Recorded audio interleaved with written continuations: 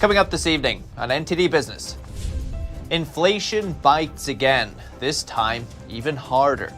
What's pushed the CPI to a 40-year high? To combat high gas prices, the president will allow more ethanol in gasoline this summer, but will it actually help you at the pump? People are dying in Shanghai from the city's strict lockdown measures. They can't get medical help. That and much more coming up on NTD Business. Great to have you with us. Paul Graney here live from New York City. Inflation didn't peak in February as many had hoped. In fact, last month it got even worse. The CPI is up 8.5% in the 12 months through March. That's the fastest pace in 41 years. Sky-high energy prices are behind much of the rising prices. There was 32%. Food, too, played a significant role, climbing 8.8% for the year. Basic essentials, really.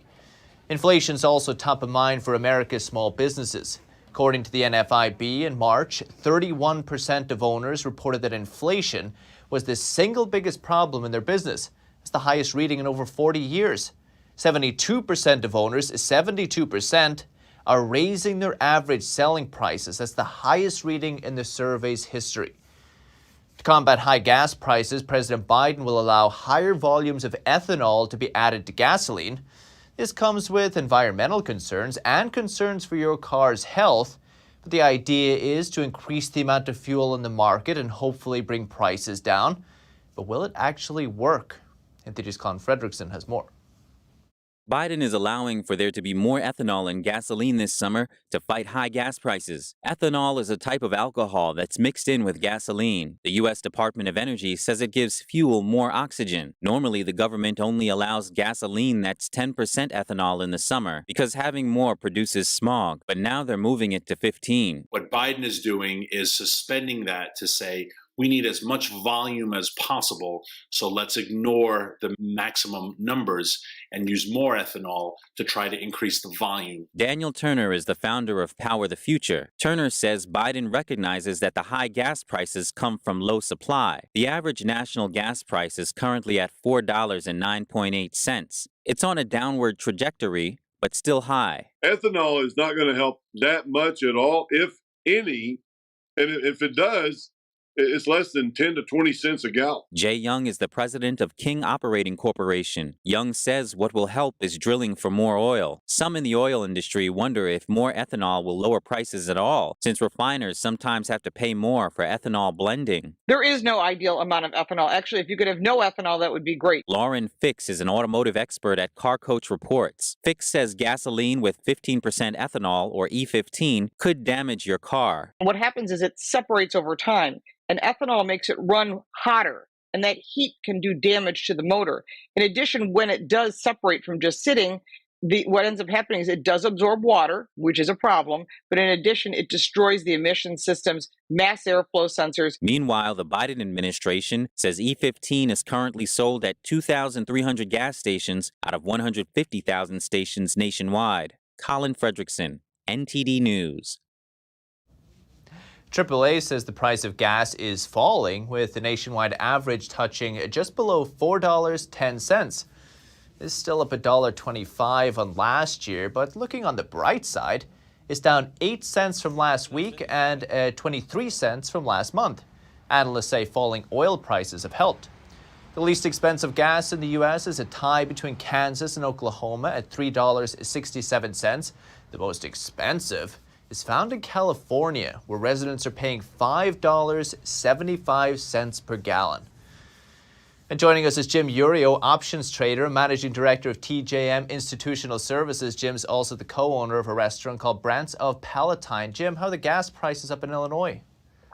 Well, they're terrible. You know, there's 5 states that have ridiculous gas taxes, and Illinois is so fortunate to be among those. And here's what's really interesting, too, is that the governor of Illinois right now is suspending part of the gas tax between now and the fall. I don't know what's – oh, yeah, there's an election happening in the fall. So he's suspending the gas tax between now and then. And as part of that rule that he passed, each gas pump in the state of Illinois has to have a sticker on it that calls attention to the fact that he's reducing the gas tax between now and and the election. I know it sounds comical, but it's true. And to me, it smacks of desperation. To me, it smacks of them obviously knowing that with gas prices at this level, he's really, really hurting our economy. And they just continue to do things like this. I've heard about stickers on gas pumps around the country, Jim, but not these particular stickers. These but are I'll leave it there. ones. I'll leave I'm it sure there. they're supposed to go over those other ones, probably. Jim, in the restaurant, I assume you're one of these small business owners who's been forced to raise your prices. Are fewer people coming because of that? Well, so not at our place, because our place, remember, we're an upscale pub, and I still think people view that price point as an affordable luxury. And it almost seems to me that the worse things get other places, probably the better we will get, because people will dial back from going to the higher end places and going to us. But we've had to raise our prices substantially. We estimate that our supply costs are up over 20% right now, and we still anticipate worse to come. And remember that in Illinois, we've had 2 different raises of minimum wages during the last 14 months. And a lot of the restaurants, particularly local family places like ours tries to be, employs a lot of kids, high school kids, things like that. And you can pay them minimum wage because they just mostly want to get the work experience, and we want to train them for bigger and better things. That model is falling apart because of the absurd raises in minimum wage. Have you had to take on fewer people because of this? We've run lighter shifts. We keep the same amount of people. We haven't fired anybody, but we are reluctant to add additional staff, even though we know that we could potentially be busy. So that's why you get to all these restaurants and they're apologizing ahead of time for poor service. And I hate that, because I hate apologizing for potential failure before it even happens. But I understand it completely, because these restaurants they can't really run at the normal staff that they had because expenses are just too high and they can't make a buck. Jim, you said online that the inflation we're seeing was intentional. What did you mean by that?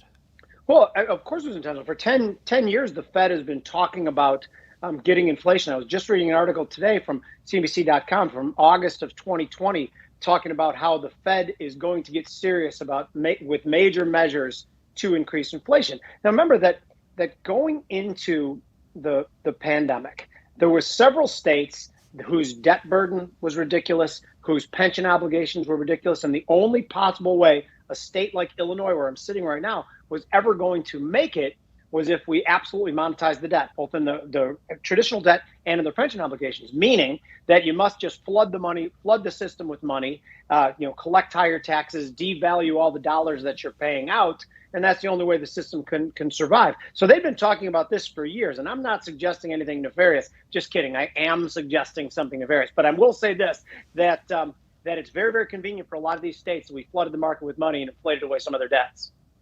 Are we seeing this in the numbers? Is this potentially could benefit the government, you feel?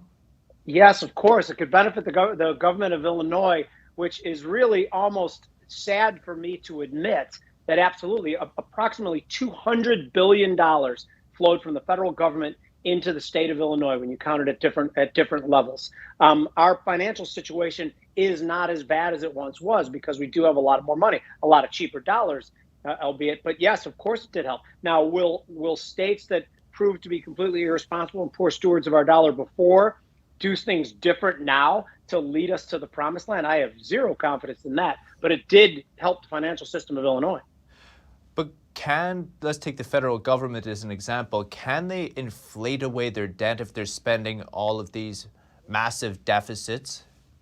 They can, because there's really no challenger to King Dollar right now. I think it's completely irresponsible to sail closer and closer to the rocks and tempt fate that someone eventually is going to say the dollar is not worth it if they're going to keep creating more and more dollars. So, but the reality of it is they can't. So I describe it as this. A speech I gave recently was that prior to all this nonsense happening with dollar creation, I thought there was a 0.001 chance of ever us being in a situation of hyperinflation. Now I think there's a 3 to 5% chance. That's changed dramatically in my mind, that now it's actually something that's conceivable that we get to a spot where they print too many dollars. But again, it's conceivable, but still a low probability event. And if it does happen, I think it's years away. Worrying numbers. Jim Urio, Brands and Palatine, appreciate it. Talk soon. Thanks, Paul. One of the first apparent victims of global inflation is Sri Lanka. It's a small island country to the south of India. Its central bank is struggling to pay its foreign debt, calling it challenging, impossible. The country is on the brink of bankruptcy. The Sri Lankan people are short on food and fuel, and the power is going out daily. So instead of paying its debts, Sri Lanka is using its foreign currency reserves, the little they have left, to pay for essentials like imported fuel. It is $25 billion in foreign debt, and $7 billion is supposed to be paid this year. People in the German city of Cologne are trying to use less gas at home. The German government is trying to wean itself off Russian energy since the war in Ukraine. But that's not easy or cheap. NTD's Con Fredrickson has the story of one German family caught in the middle. Like many other German households, Sebastian Zuger and his wife are working to cut back on their gas consumption. That's despite the country's reluctance to join the EU ban on Russian gas imports. It was definitely a way to save on gas, to not use the gas stove but the induction plate. It's a very simple appliance which we also have in our weekend home, and we've only had positive experiences with it. Plus the coffee is ready much more quickly. The couple wonders how else they could save on the use of natural gas. We like to take a bath, which means using the gas-fired water heater, so there isn't really a possibility to save much on gas, except maybe if we don't wash ourselves anymore. But now we're thinking the gas-fired water heater is relatively new. What's the right thing to do? Do we throw it out? Should we install a heat exchanger? Europe sources 40% of its gas from Russia, and Germany is one of the most dependent countries.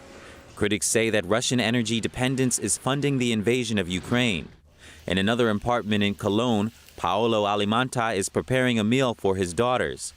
He sees the current energy debate as an opportunity for renewable energy. The pressure couldn't be heavier because a majority of Germans drive cars and because rent for people living in the city's apartments rose incredibly.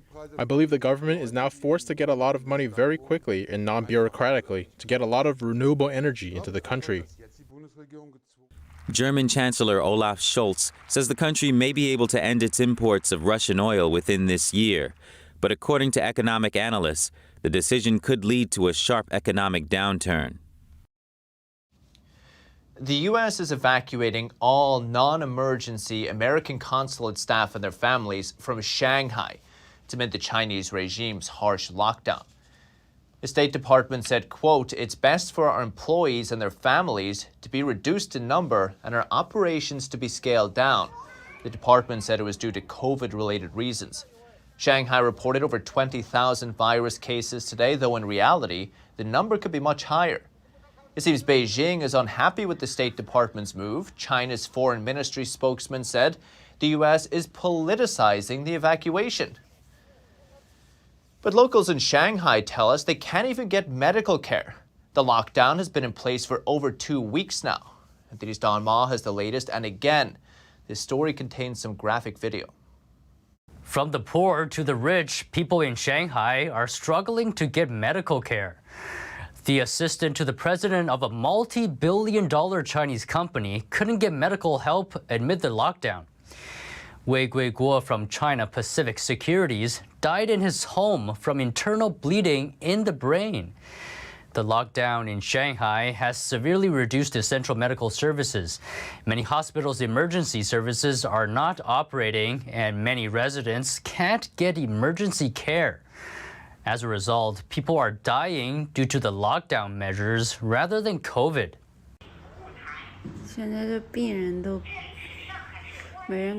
In this clip, it looks like the man's having a seizure. The person recording has called the emergency services, but no one's picking up. A number of Shanghai residents have told us over the phone they are experiencing similar situations. A woman told us that she's vomiting blood. She called the Chinese emergency number, but no one came to help. I'm at home now vomiting blood and having trouble breathing. No one came to my aid. We called a lot. The police, the ambulance. No one came.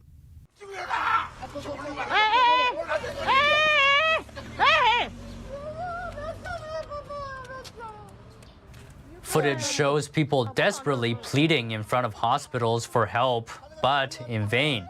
Another resident told us in tears in a call that her father has a heart condition, but she can't find a hospital for him.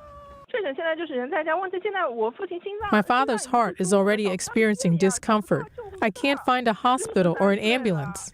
He's 63 years old. He lives all by himself. The food situation is not important anymore. He's already unconscious. Do you understand? But there could be a glimmer of hope coming out of Shanghai today. Authorities are easing the lockdown a bit, and some residents were allowed to go out their homes. Maybe authorities are seeing residents' hardship because health officials said they're easing restrictions even though Shanghai doesn't have the virus under control. Don Ma, NTD News.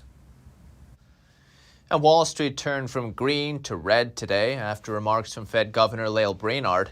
She says the Fed could start reducing its bond holdings as soon as June to fight inflation. That left the Dow down 88 points, 0.3%. The S&P down 15 points, also 0.3%. And the Nasdaq lost 40 points, also about 0.3% today. Still to come, stay with us. Toyota is unveiling a new electric vehicle. It's the first fully electric one in 8 years.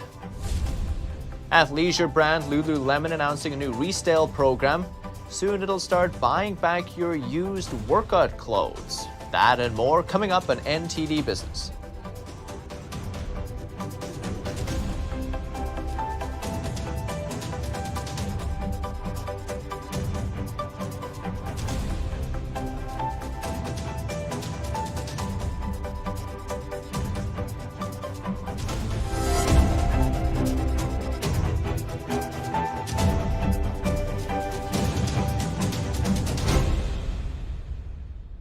Hello, I'm Mike Lindell, CEO of MyPillow. Retailers, shopping channels, and now even banks have tried to cancel myself and MyPillow. Well, during these times, your support has meant everything to us. So my employees and I want to personally thank each and every one of you by passing the savings directly on to you. We're selling the best products ever for the best prices ever. For example, we have my standard size MyPillow, regularly $69.98, now only $19.98 with your promo code. Or you can get custom fit with my premium queen size MyPillows, regularly $79.98, now just $29.98. Or my king size, regular $89.98, now just $34.98. So go to mypillow.com now and use the promo code on your screen, or call the 1-800 number below to receive this exclusive offer. If you do it right now, I'm going to include a free gift with your purchase. Thank you and God bless. The 2022 NTD 8th International Chinese Vocal Competition will be held from September 29th to October 2nd at the Merkin Hall of Kaufman Music Center in New York City. The competition is honored to have specially invited vocalists with the world-renowned Shen Yun Performing Arts to serve on its panel of judges. The gold award is $10,000.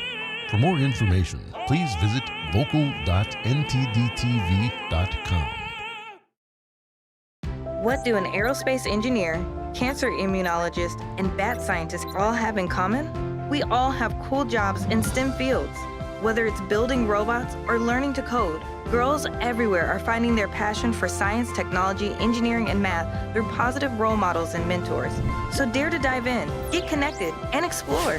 You never know what your future may hold. Learn more about these and even more cool jobs at shecanstem.com.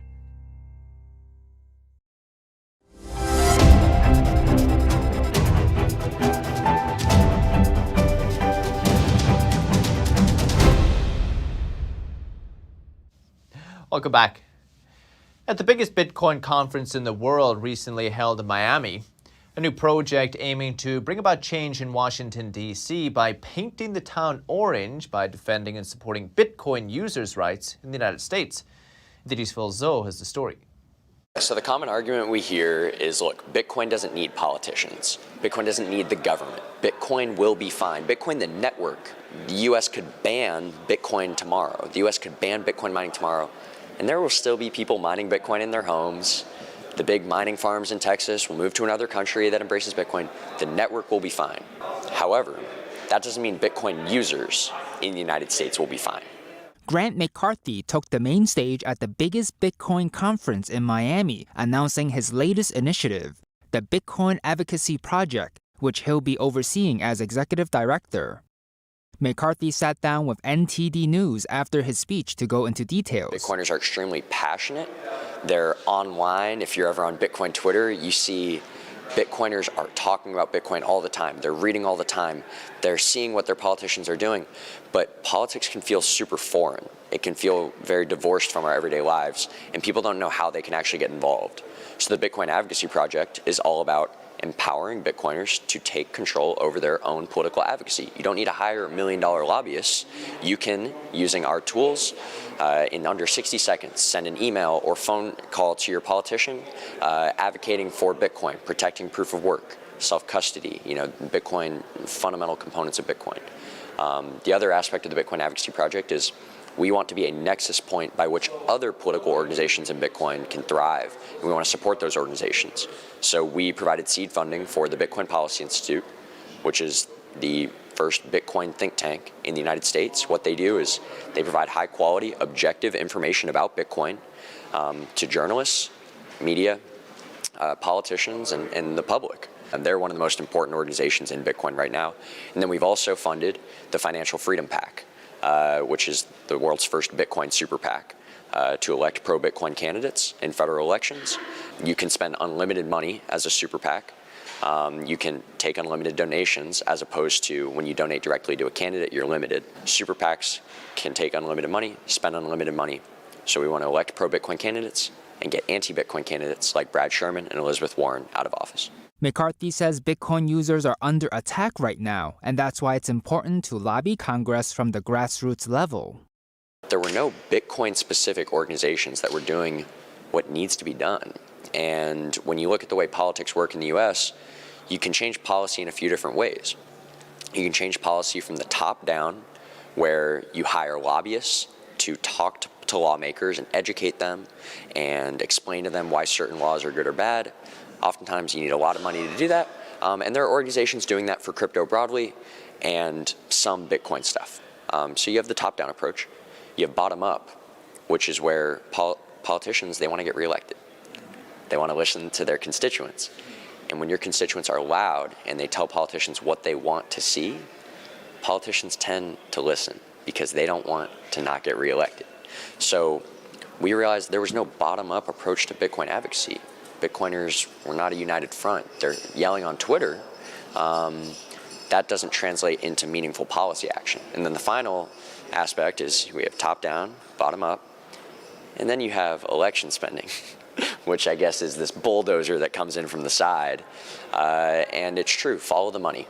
Unfortunately, just to be very pragmatic, U.S. politics, it's not as representative as people would like to think. If you have a lot of money, you can influence who your representatives are, who your senators are. Money spent on campaigns is directly correlated with who wins those campaigns.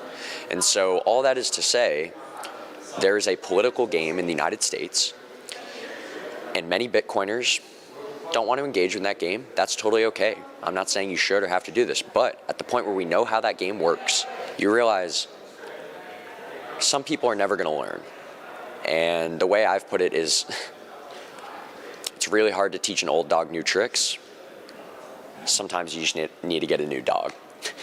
McCarthy says he is not doing this for money. He is simply passionate and believes in the technology. He's excited to see what the next 10 to 20 years will look like. Phil Zhou, NTD News, Miami Beach. And Toyota is rolling out its first fully electric vehicle in 8 years.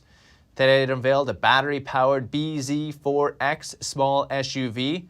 Starts at $42,000, can go up to 252 miles per charge. The BZ4X looks similar to, but is slightly longer, lower, and wider than Toyota's RAV4. It's the top-selling vehicle in the U.S. that isn't a pickup truck. This is Toyota's first EV since 2014, when it last sold an electric version of the RAV4. Toyota says it plans to offer 15 electric vehicles by 2025. 7 will be under the BZ brand. It stands for Beyond Zero. And Honda yesterday also announced that it'll invest $40 billion to go electric, saying it's planning to launch 30 new EV models. And a metal-rich asteroid orbiting the Sun between Mars and Jupiter may soon have its first visitor from Earth. NASA technicians are preparing the Psyche aircraft to explore it. Workers at the NASA Jet Propulsion Laboratory in Pasadena, California, are putting the unmanned Explorer through its final testing before its scheduled launch later this year in Cape Canaveral, Florida. This is a really incredible spacecraft that's going to help us do some really fundamental exploration. We're going to be going to an asteroid that's never been visited before. The spacecraft will spend 21 months orbiting the asteroid, also named Psyche, in 2026 to study its properties and building block of planet formation. I've been working on this for 9 years, since it was just a concept on a whiteboard, and it is amazing how close we are to actually getting to ship this. It feels great to be here. It also is tremendously pressure and work, because we got to make that window, and we need to make sure everything works. This will be the first mission to explore an asteroid composed of metals instead of ice and rock. And back down to Earth, Lululemon wants to buy back your used workout clothes, as long as they're not too used. It announced a new resale program called Lululemon Like New. Starting April 22nd, you can go to any Lululemon store in the United States and exchange your gently used Lululemon items for an e-gift card. The value of the gift cards will depend on the type of item traded in and its condition. You can get maybe $5 for shirts and shorts, $10 for sweatshirts and leggings, up to $25 for coats and jackets. The chain will evaluate and clean the items, then offer the approved items for resale on Lululemon.com. And that's the latest from the NTD Business team and myself, Paul Graney. You can still catch NTD Evening News. That's with Stephanie Cox at 6:30 p.m. Eastern. Follow me on Twitter, too, if you're there. For NTD Business, it's all for today. Thank you for watching. We'll see you tomorrow.